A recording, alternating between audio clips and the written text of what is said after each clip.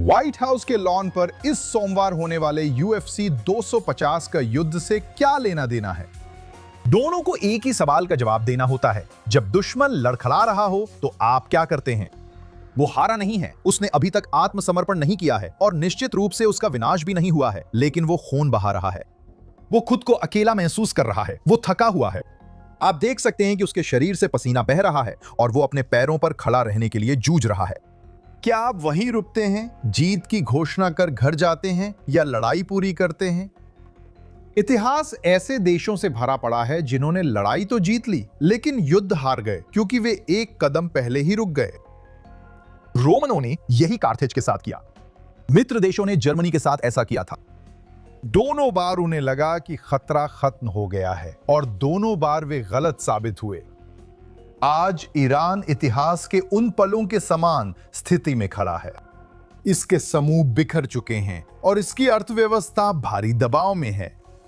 इसके ballistic missile कार्यक्रम को झटका लगा है और इसका परमाणु ढांचा बुरी तरह क्षतिग्रस्त हो गया है।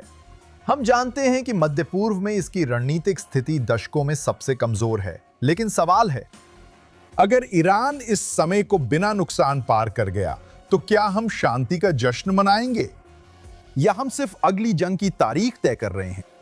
चलिए 2200 साल पीछे चलते हैं। रोम और कार्थेज के बीच पहली प्यूनिक जंग 264 ईसा पूर्व से 241 ईसा पूर्व तक चली थी। ये 23 साल तक चली। ये प्राचीन दुनिया के सबसे बड़े संघर्षों में से एक था। अब रोम जीत गया। कार्थेज को अपनी जमीन छोड़ने के लिए मजबूर किया गया। उन्हें भारी मुआवजा देना पड़ा। उनकी नौसेना नष्ट हो गई थी, अर्थव्यवस्था को नुकसान पहुंचा था और कई रोमनों के लिए कार्थेज का खतरा खत्म हो गया था। लेकिन रोम ने बड़ी गलती कर दी। उन्होंने कार्थेज को जीवित रखा। उन्होंने इसके नेतृत्व ढांचे को जस का तस छोड़ दिया। उन्होंने इसकी सैन्य संस्कृति को भी जस का तस छोड़ दिया। और सबसे महत्वपूर्ण बात, उन्होंने इसकी महत्वाकांक्षा को भी जस का तस छोड़ दिया। उन्होंने कार्थेज की एक युवा पीढ़ी को पीछे छोड़ा जो अपमान का बदला लेने को तैयार थी।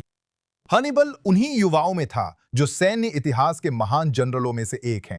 जब रोम जीत का जश्न मना रहा था, हनिबल बदला लेने की तैयारी कर रहा था। करीब 20 साल तक उसने कार्थेज को फिर से खड़ा किया। वो ये काम ना तो सार्वजनिक रूप से और ना ही नाटकीय ढंग से करता था। उसमें धैर्य था। उसने दीर्घकालिक लक्ष्य ध्यान में रखकर व्यवस्थित तरीके से किया। फिर द्वितीय प्यूनिक युद्ध आया। इस बार हनीबाल हाथियों के साथ आल्प्स पार कर गया। उसने ट्रेबिया, लेक ट्रासिमन और कैन्ने में रोमन सेनाओं को नष्ट कर दिया। पूरी रोमन सेनाएं मानचित्र से गायब हो गईं। रोम अपने इतिहास में कभी कार्थेज के हाथों विनाश के इतना करीब नहीं पहुंचा था। और सैन्य नेताओं और इतिहासकारों के लिए ऐतिहासिक सबक यह है कि पहली लड़ाई ने खतरे को समाप्त नहीं किया, इससे केवल खतरा टला था। रोम ने सबक लेकर वापसी की, कार्थेज को नष्ट किया और तीसरे प्यूनिक युद्ध में हमेशा के लिए खत्म कर दिया। लेकिन उसे इसकी बड़ी कीमत चुकानी पड़ी क्योंकि उसने जल्दी रुकने का फैसला किया। अब 2000 साल आगे बढ़ते हैं। चलिए 1918 में चलते हैं। जर्मनी पहली विश्व युद्ध हारता है, काइजर हट जाता है और अर्थव्यवस्था बर्बाद हो जाती है। सेना पर प्रतिबंध लगा दिया गया है और अब विजेता वर्साय की संधि के साथ आते हैं और वे जर्मनी पर भारी दंड लगाते हैं। कई नेताओं ने सोचा था कि जर्मनी निष्क्रिय हो गया है, लेकिन जर्मनी पूरी तरह बरकरार रहा। उसका औद्योगिक आधार कमजोर हुआ, फिर भी वो टिका रहा। उसका वैज्ञानिक आधार रहा। उसकी राष्ट्रीय पहचान बनी रही। सबसे महत्वपूर्ण बात यह है कि जर्मनी की क्षोभ और अपमान की भावना बनी रही। वर्साय ने जर्मनी को कमजोर किया पर बदला नहीं। जैसे प्यूनिक युद्ध के बाद रोम ने कार्थेज को नहीं बदला। प्रथम विश्व युद्ध ने उस विचारधारा को समाप्त नहीं किया जिसने इस संघर्ष को जन्म दिया था। इसने सिर्फ अगले अध्याय को टाल दिया। 20 साल बाद एडोल्फ हिटलर उभरे। जर्मनी पहले ही फिर से बन चुका था। 20 साल बाद जर्मनी पहले ही फिर से बन चुका था। वे पहले ही फिर से हथियारबंद हो चुके थे। वे पुनर्गठित होकर युद्ध शुरू कर चुके थे जिसमें करोड़ों मारे गए। बिल्कुल, हॉलोकॉस्ट में अतिरिक्त 6 मिलियन यहूदी भी मारे गए। एक पराजित दुश्मन जरूरी नहीं कि बदला हुआ दुश्मन हो। असल में कभी कभी हार बदले की परिस्थितियां पैदा कर देती हैं। अब ईरान पर नजर डालें। वर्षों से ईरान ने इजराइल के चारों ओर आग की अंगूठी बनाई, जिसमें हमास, हिजबुल्ला और इराक सीरिया की शिया मिलिशिया हैं। हौथी फिलिस्तीनी इस्लामिक जिहाद एक बड़ा नेटवर्क है जिसे इजराइल पर दबाव और हिंसा के लिए बनाया गया। अब 7 अक्टूबर उनके नजरिए में एक नए क्षेत्रीय यथार्थ की शुरुआत माना गया था, जिसमें इजराइल नहीं होगा। इसके बजाय इसका उल्टा हुआ। हमास तबाह है, हिजबुल्ला को भारी नुकसान और ईरान की क्षेत्रीय अवसंरचना का बड़ा हिस्सा नष्ट हो चुका है। सीरिया में असद शासन चला गया है। ईरानी कमांडर और नेता खत्म कर दिए गए हैं। रणनीतिक ठिकानों पर हमला किया गया है। ईरान की मिसाइल और परमाणु संरचना का बड़ा हिस्सा गंभीर रूप से क्षतिग्रस्त हो गया है। सच कहूं तो आज ईरान पहले से कहीं ज्यादा कमजोर है, जो चौंकाने वाला है। लेकिन इसका मतलब यह नहीं कि वो हारा है। इसका मतलब यह जरूर है कि वो कमजोर और असुरक्षित है। और कमजोर दुश्मन अक्सर खतरनाक दुश्मन बन जाते हैं। दशकों तक मिसाइलों के साथ ईरान के पास रणनीतिक हथियार था होर्मुज, जलदमरू मध्य, जिससे दुनिया की लगभग 5वां तेल आपूर्ति गुजरती थी। ईरान की होर्मुज को धमकी देने की क्षमता ने उसे बड़ा दबदबा दिया। यह ईरान के लिए भू राजनीतिक एटीएम जैसा था। हॉर्मुजेस को मिली हर धमकी से वैश्विक चिंता बढ़ी। उस जलमार्ग में हर बाधा ने तेहरान के प्रभाव को बढ़ा दिया। लेकिन अब हमें लगभग 2 महीने हो गए हैं और बताइए क्या हुआ। दुनिया ने काफी हद तक खुद को ढाल लिया है। सऊदी अरब ने ईस्ट वेस्ट पाइपलाइन की क्षमता बढ़ाई है। यूएई ने ऐसे रास्ते बनाए हैं जो हॉर्मुज को बाईपास करते हैं। ऊर्जा बाजार विविध हुए हैं। वैकल्पिक परिवहन गलियारों का विस्तार हुआ है। आप जानते हैं, ईरान का दबदबा अब पहले से लगभग आधा रह गया है और यह सिर्फ 2 महीनों में हुआ है। असल में अब ईरान की वैश्विक अर्थव्यवस्था को बंधक बनाने की ताकत पहले से कहीं कम है। और क्या हम कल्पना कर सकते हैं कि अगर इजराइल ने ईरान के परमाणु कार्यक्रम को नष्ट नहीं किया होता, अगर ईरान के पास बम आ जाता तो हॉर्मुज पर उनकी पकड़ कितनी बढ़ जाती। अगर हम $7 प्रति गैलन की शिकायत करते हैं तो सोचिए $20 प्रति गैलन क्या होता अगर ईरान ने हॉर्मुज, जलडबरू मध्य की तरफ परमाणु हथियार ताने होते। तो मुझे तो कोई उन्हें चुनौती देता नहीं दिखता। अब हमने उनका परमाणु कार्यक्रम नष्ट कर दिया है और राष्ट्रपति ट्रंप ने हॉर्मुज की कमान संभाली, जिससे रणनीतिक समीकरण बदल गया है। अब शासन अपने पुराने हथियार खो रहा है। यह अपनी पकड़ और रोकथाम की क्षमता खो रहा है।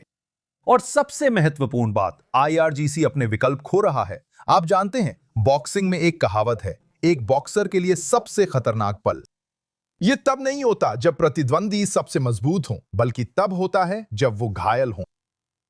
जब प्रतिद्वंदी जानता है कि वो हार रहा है, क्योंकि जब प्रतिद्वंदी जानता है कि वो हार रहा है तो वो ऐसे जोखिम लेने को तैयार हो जाता है जो वो सामान्यतः कभी नहीं लेता। आज का ईरान ऐसा फाइटर है जो बस रस्सियों से टिका है। सवाल है, क्या शासन इसे अस्थायी झटका या अस्तित्व का खतरा मानता है? अगर उसे लगे कि वो बच सकता है तो इतिहास कहता है कि वो फिर खड़ा होगा। ईरान खुद को ढाल लेगा। अगर उसे जीवित रहने दिया गया तो अपनी असफलताओं का अध्ययन करेगा। वे ईरानी लोग बहुत समझदार हैं। वे अपनी सेना को फिर से डिजाइन करेंगे। वे अपने मिसाइल कार्यक्रमों में सुधार करेंगे। वे नई तकनीकों का अनुसरण करेंगे। ईरान नए गठबंधन तलाशेगा और अगली बार के लिए तैयारी करेगा। यही ठीक वही है जो कार्थेज ने किया था, यही जर्मनों ने भी किया था। और कोई कारण नहीं है और शायद कोई ऐतिहासिक उदाहरण भी नहीं है कि वे कुछ अलग करेंगे। युद्ध और भू राजनीति पर चर्चा में एक अहम बिंदु है जिसे अमेरिका और यूरोप अक्सर नजरअंदाज करते हैं। इजराइल सिर्फ एक आधुनिक राष्ट्र राज्य नहीं है। इजराइल 1948 में स्थापित नहीं हुआ था। इजराइल की स्थापना 4000 साल पहले हुई थी। इजराइल एक प्राचीन राष्ट्र है जो 4000 साल से उसी क्षेत्र में अपने दुश्मनों के साथ रह रहा है। हम पर फिरौनों ने हमला किया। असीरियों, जो तब दुनिया की सबसे ताकतवर सेना थी, ने हम पर हमला किया। 586 ईसा पूर्व में बाबिलोनियों ने, जब वे उस समय सबसे ताकतवर थे, यूनानियों ने, जब वे सबसे ताकतवर थे, और रोमनों ने जब वे सबसे ताकतवर थे। बाद में क्रूसेडर्स और फिर नाजियों ने यहूदियों पर हमला किया। अब इज़राइल पर आधुनिक जिहादी कट्टरपंथी आंदोलनों द्वारा हमला किया जा रहा है। साम्राज्य आए और चले गए, यहूदी लोग बने रहे हैं। इज़राइल राज्य ने यह सबक सीख लिया है। हम इसलिए जीवित नहीं रहे क्योंकि हम हमेशा मजबूत या बड़े थे, बल्कि इसलिए क्योंकि हमने एक सबक सीखा, और ये वही सबक है जो इज़राइल राज्य ने हमारे अद्भुत इतिहास के दौरान सीखा है। जब दुश्मन आपके विनाश पर तुला हो तो उसके बदलने की उम्मीद में जीना बेकार है। यह तरीका सफल नहीं होता। आपका अस्तित्व इस पर निर्भर करता है कि क्या आप यह सुनिश्चित कर सकते हैं कि आपका दुश्मन अब अपनी मंशा को अंजाम नहीं दे सकता। यह नकारात्मक सोच नहीं है, यह ऐतिहासिक अनुभव है। यहूदी लोगों ने देखा है कि कई बार अन्य देशों या अपने ही देश के भीतर मिली अस्थायी जीतें भविष्य में बड़ी तबाही में बदल गई हैं। हम जानते हैं कि जब खतरे टाले जाते हैं, हल नहीं होते, तो क्या होता है। हम जानते हैं कि जब दुनिया दुश्मन को कमजोर मानती है और वो अगली पीढ़ी में और ताकतवर लौटता है तो क्या होता है। इज़राइल के लिए यह राष्ट्रीय स्मृति है और वो अधिकतर पश्चिमी देशों से अलग है। पश्चिमी देश चुनावी चक्रों में सोचते हैं, जबकि उन्हें भी याद रखना चाहिए, इज़राइल को अपने इतिहास से सीखते हुए पीढ़ियों में सोचने की जरूरत है। कई पश्चिमी नेता पूछते हैं कि अगले 4 साल कैसे गुजारें। इज़राइल पहले से ही यह सीख रहा है कि यह कैसे सुनिश्चित किया जाए कि यहूदी राज्य कल नहीं, 4 साल बाद नहीं, बल्कि 400 साल बाद भी बना रहे।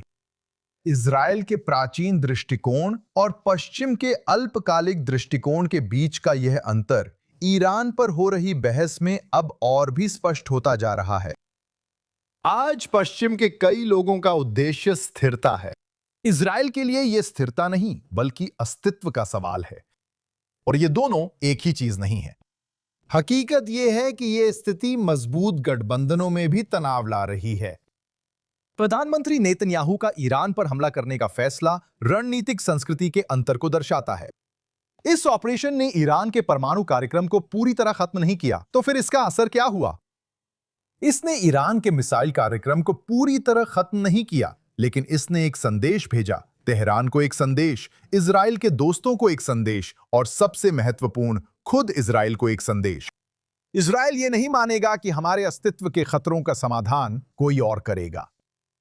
हम किसी और सरकार की गारंटी पर अपना भविष्य नहीं बना सकते, चाहे वे कितने भी मित्र हों।